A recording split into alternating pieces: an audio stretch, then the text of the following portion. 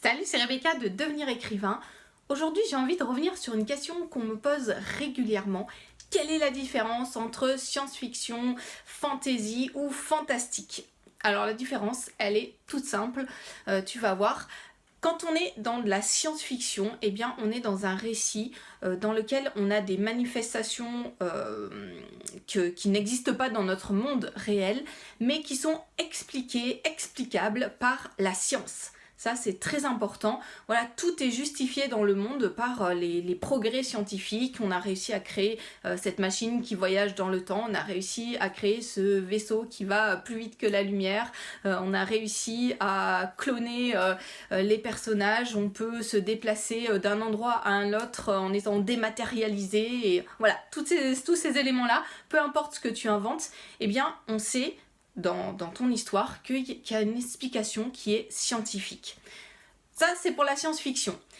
La fantasy, eh bien, tu es dans un monde merveilleux, un monde qui est régi par la magie et l'explication des phénomènes étranges ou différents, elle se fait parce qu'il y a une force magique qui les permet. Alors, cette magie, elle peut avoir différents effets, elle peut avoir différentes causes, elle peut se pratiquer de façon différente par la parole, par les gestes, par l'intermédiaire d'un objet, peu importe. Mais on sait que dès le départ du roman, il y a un prérequis qui est là, qui est qu'on peut utiliser la magie dans le monde que tu crées et du coup ça permet différentes choses, ça permet l'utilisation de certains pouvoirs, ça permet différentes batailles, ça permet pourquoi pas là aussi de se dématérialiser d'un endroit à un autre, ça permet de transformer la matière, ça permet différentes choses comme ça, mais tout est expliqué non pas par la science, par quelque chose qui serait naturel et qui viendrait du monde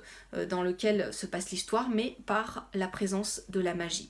Dans le fantastique, on est encore dans un domaine différent.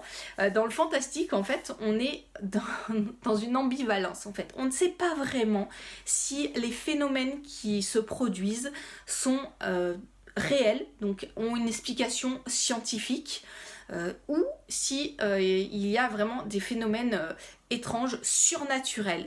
On aperçoit peut-être un hologramme qui se promène ou une forme qui fait penser à un fantôme quelque part, et en fait on sait jamais, à aucun moment de l'histoire, on sait si il s'agit de quelque chose de naturel, donc produit par un être humain ou par un phénomène scientifique, pourquoi pas alors je suis pas très douée dans la science moi, mais pourquoi pas un effet de jeu de lumière ou par rapport à l'atmosphère, la météo ou je ne sais trop quoi, tu vois ce que je veux dire. Donc on sait pas si ça vient de là ou si c'est vraiment une force surnaturelle qui apparaît comme ça sous forme d'hologramme, un fantôme qui revient du monde d'entre les morts. Et en fait, dans le fantastique, en fait, on est toujours dans une ambivalence, et cette ambivalence crée en fait la peur, à la fois chez le personnage qui vit l'histoire et à la fois chez le lecteur, parce que justement on ne sait pas vraiment sur quel pied danser.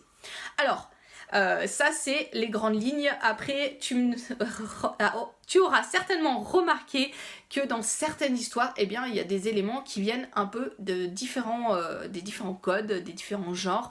Par exemple, si tu prends Star Wars, il y a à la fois des éléments très scientifiques, explications scientifiques, et à la fois il y a la force qui est là et qui se rapproche un petit peu de la magie en fait. Et du coup, il y a ces deux éléments qui se mêlent. Donc tu vois que à partir de ces codes définis de départ, tu peux très bien créer tes propres histoires, rentrer dans des sous-genres encore, ou même en créer, pourquoi pas, à un moment, en utilisant ces différents éléments. Mais voilà, ça te donnera déjà une idée de ces différences entre science-fiction, fantasy et fantastique. Science-fiction, explication scientifique, fantasy, explication liée à la magie, dans un monde merveilleux, et fantastique, on a l'ambivalence, on ne sait pas et ça crée de la peur.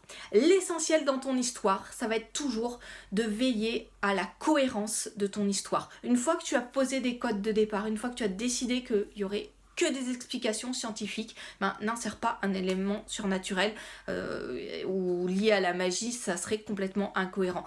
Peut-être que c'est trop gros, c'est un exemple vraiment Voilà, je te donne cet exemple-là, il y a des choses bien plus subtiles certainement dans ton roman, mais veille à ça pour garder une cohérence du début à la fin de son histoire, et c'est ça le plus important. Pose tes codes au départ, explique-les à ton lecteur, et ensuite tiens-toi-y jusqu'à la fin de ton roman. Voilà, quelques petites explications pour ces différents genres littéraires, et pour que tu puisses aller plus loin, pour construire ton roman, n'hésite pas à télécharger ma formation gratuite sur les scènes si tu ne l'as pas encore. Ça va t'aider à construire chacune des scènes de ton roman pour apporter justement cette cohérence, pour apporter le dynamisme nécessaire pour donner envie à ton lecteur d'aller plus loin, de lire ton roman, de tourner les pages. Donc vas-y, c'est gratuit et ça t'apportera beaucoup de valeur. Moi je te retrouve pour d'autres conseils très bientôt.